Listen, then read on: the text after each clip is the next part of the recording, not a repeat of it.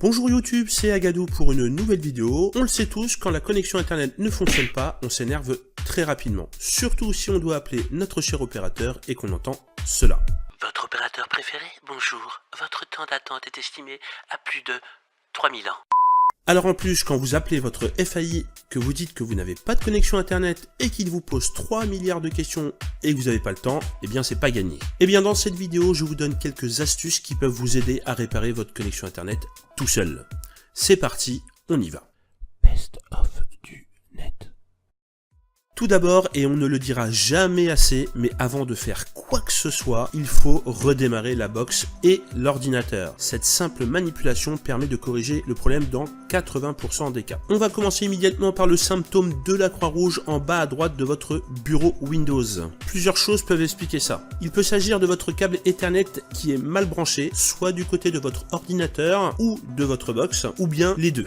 Pour vérifier que ce câble est correctement branché, il faut entendre un petit clic quand vous enfoncez le câble dans la prise. Il peut s'agir également de la carte qui est désactivée. Et bien pour la réactiver, c'est très simple, il faut aller dans le centre réseau et partage, modifier les paramètres de la carte, faire un clic droit, puis activer. Enfin, il peut s'agir d'un câble qui est défectueux et là, la seule solution, eh bien, c'est d'en acheter un autre. Vient ensuite l'icône avec le point d'exclamation jaune. Cela peut venir d'une carte réseau mal configurée. Quand vous allez dans les paramètres de la carte réseau, mettez de préférence tout en automatique. Cela peut venir aussi d'une box mal configurée. Pour cela, prenez le manuel de votre box internet afin de mettre les bons paramètres. Si vous n'avez pas de manuel, n'hésitez pas à aller sur le site d'assistance de votre opérateur internet depuis votre mobile par exemple. Enfin, il peut s'agir aussi de votre box qui ne synchronise plus, et pour ce point, j'y viens dans pas très longtemps. Il existe le cas aussi où vous n'avez aucune icône. Et bien là, c'est très simple, il y a de fortes chances que les pilotes de votre carte réseau ne soient pas installés ou mal installés. Et pour savoir comment installer les pilotes, je vous invite à voir ma vidéo qui montre comment faire, et pour cela, il vous suffit de cliquer sur la fiche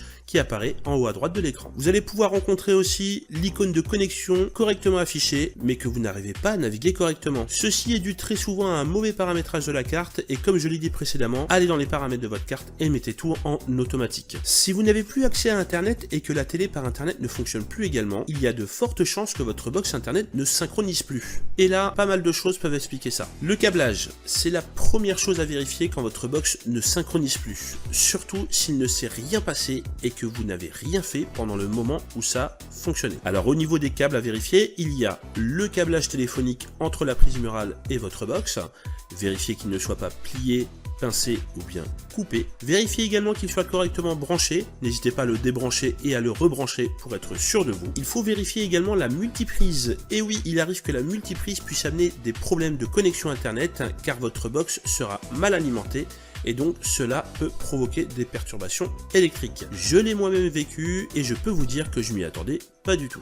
Pour en être sûr, il suffit de brancher votre box seul sur une prise murale avec le câble téléphonique et de voir si la synchronisation se fait bien. Cela peut venir également de l'alimentation de votre box. Il peut arriver qu'elle devienne défectueuse avec le temps ou bien alors suite à un orage. Dans ce cas, la seule solution sera d'appeler votre opérateur internet afin d'échanger le boîtier d'alimentation. Et enfin, cela peut venir de la box en elle-même. Et oui, comme tout matériel électronique, il peut arriver qu'elle tombe en panne et comme précédemment, vous n'avez pas d'autre choix que d'appeler votre opérateur. Si malgré toutes ces vérifications, ça ne fonctionne toujours pas, il peut s'agir d'un dysfonctionnement sur le réseau, à l'extérieur de votre domicile. Et bien entendu, c'est en appelant votre FAI que celui-ci va pouvoir envoyer un technicien pour réparer la connexion. Voilà, cette vidéo touche à sa fin. Je vous remercie de l'avoir regardée. Si vous avez aimé la vidéo, mettez un pouce bleu, cela m'aide à faire connaître mon travail. N'hésitez pas à partager cette vidéo à votre entourage et notamment à des personnes que vous connaissez et qui rencontrent des soucis de connexion internet. Également, je voudrais vous remercier car vous êtes de plus en plus nombreux à suivre la chaîne et ça me fait extrêmement plaisir, donc merci énormément. Si vous n'êtes pas encore abonné, eh bien c'est le moment. Si vous-même vous connaissez des astuces pour réparer une connexion internet que je n'aurais pas citée dans la vidéo, eh bien faites-en part dans les commentaires. Quant à moi, je vous dis à très vite pour une nouvelle vidéo.